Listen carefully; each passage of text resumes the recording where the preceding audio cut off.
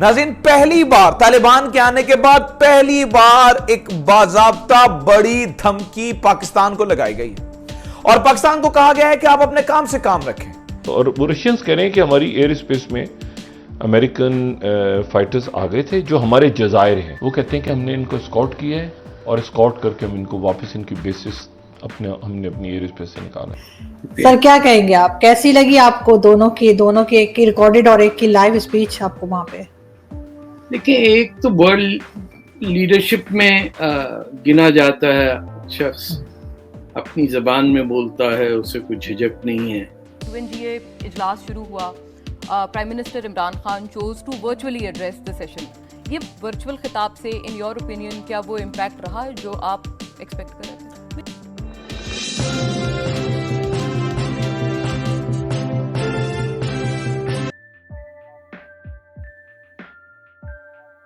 عجیب معاملہ ہو گیا ہے.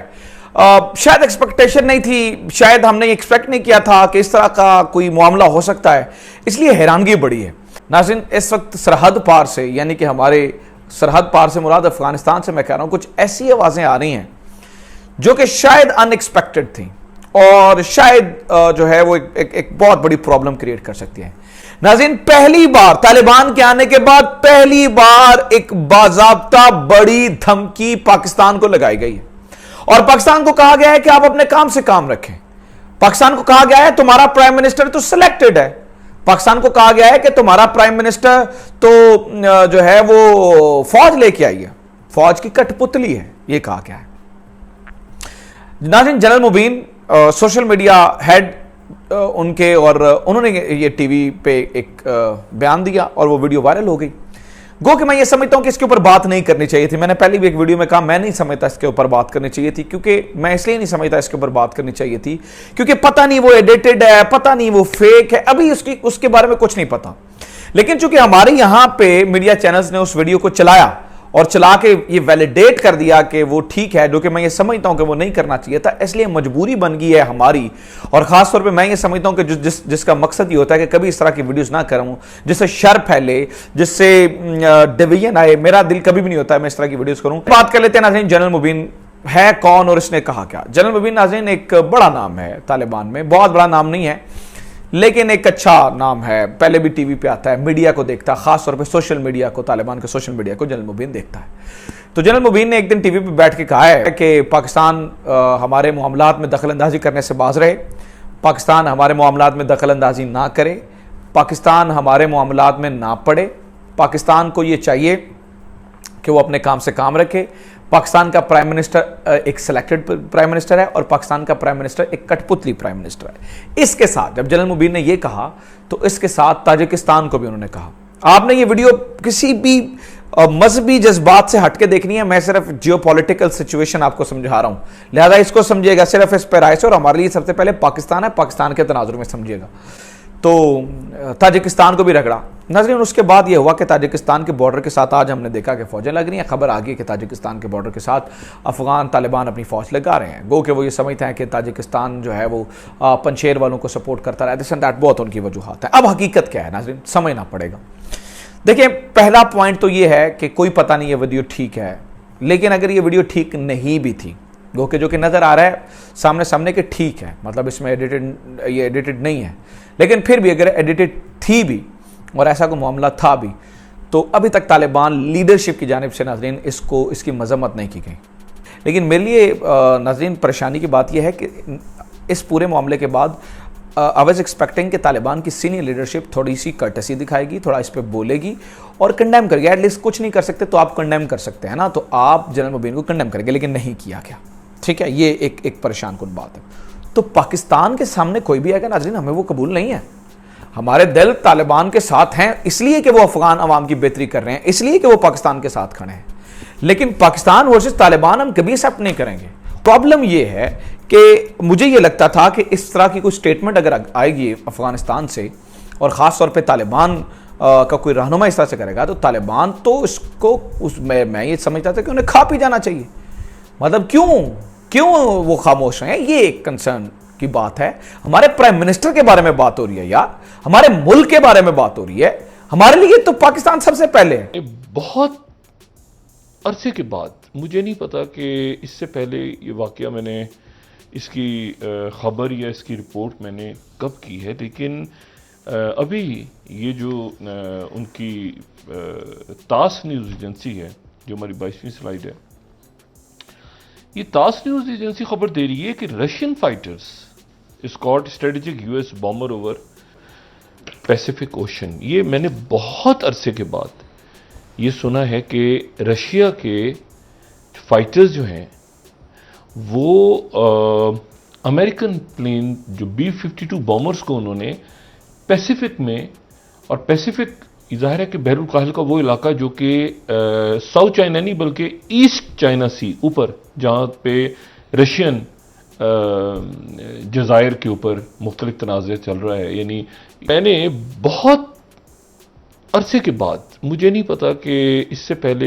یہ واقعہ میں نے اس کی خبر یا اس کی رپورٹ میں نے کب کی ہے، لیکن ابھی یہ جو ان کی تاس نیوز ایجنسی ہے، جو ہماری 22ویں سلائیڈ ہے، یہ تاس نیوز ایجنسی خبر دے رہی ہے کہ Russian fighters Scott strategic U S bomber, آپ سمجھیں کہ نارتھ آف جاپان، تو وہاں پر اب یہ رشیا کہہ رہا ہے کہ Russian fighters Scott strategic U S bomber over Pacific ocean.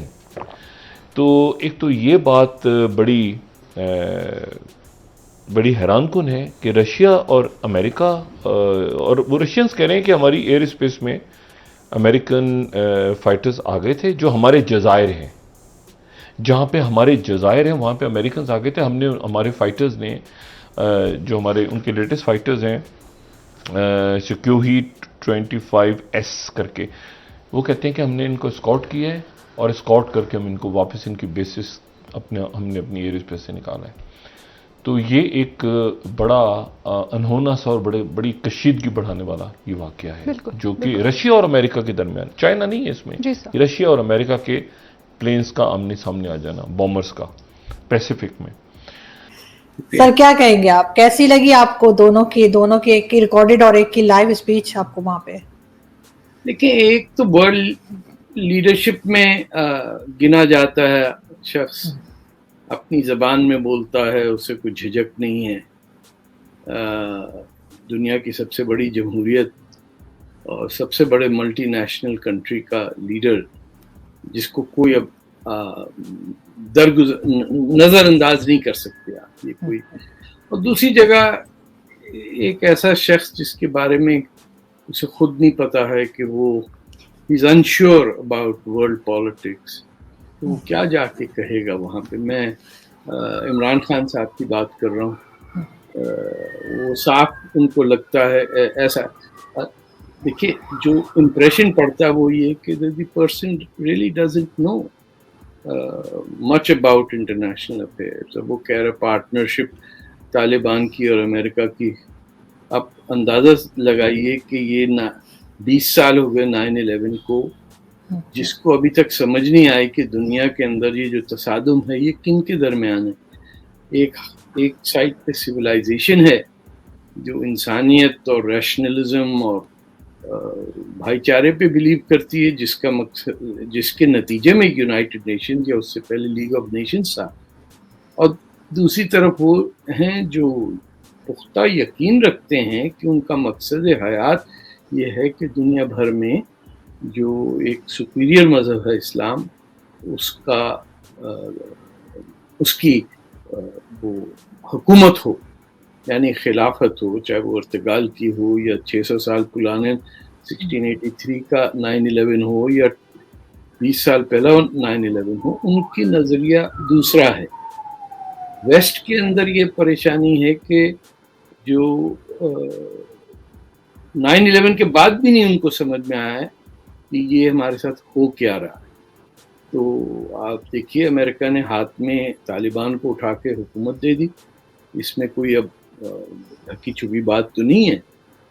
وہ بھی ٹرائبلزم اس طرح جا رہا ہے کہ آپ دیکھیے کہ آسٹریلیا نے فرانس کے ساتھ کانٹریکٹ کینسل کر دیا کہ ہم انگلش بولنے والوں کا الائنس بنائیں گے، لیکن انڈیا کو آپ درگزر نہیں کر سکتے. کوڈ کے اندر وہ بیٹھے ہوئے ہیں، Japan, America, India and Australia. تو یہ اب مقابلہ ختم کر دیں آپ.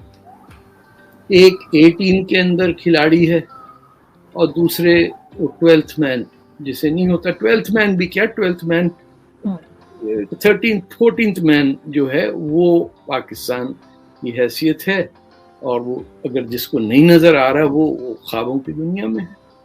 دیکھیں آپ,